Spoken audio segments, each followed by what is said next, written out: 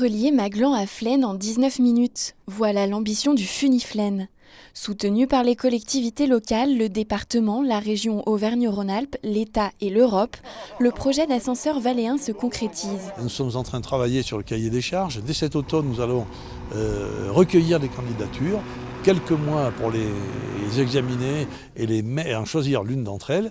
Et à partir de ce moment-là, nous allons chercher la déclaration d'utilité publique, nous allons mettre en place les études environnementales et c'est un chantier qui doit se réaliser entre 2021 et 2022.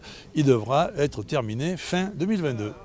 Du 24 janvier au 8 mars dernier, les habitants des différentes communes concernées par le tracé ont pu exprimer leur avis.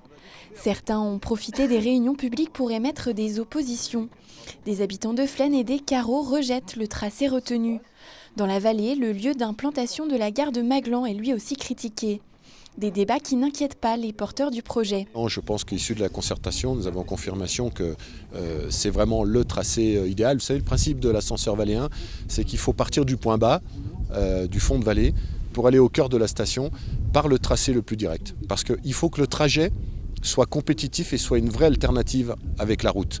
Et puis nous devons aussi tenir nos engagements par rapport à l'utilisation de l'argent public. Il n'est pas question de ne pas respecter l'enveloppe. Il n'y aura pas un centime d'euro de plus et donc ce tracé est une alternative compétitive à la route et il respecte l'enveloppe financière sur laquelle nous nous sommes engagés. La prochaine étape importante pour le Funiflen sera de choisir un concessionnaire. L'exploitant devra investir environ 16 millions d'euros pour compléter le financement du projet. La mise en service est quant à elle prévue pour décembre 2023.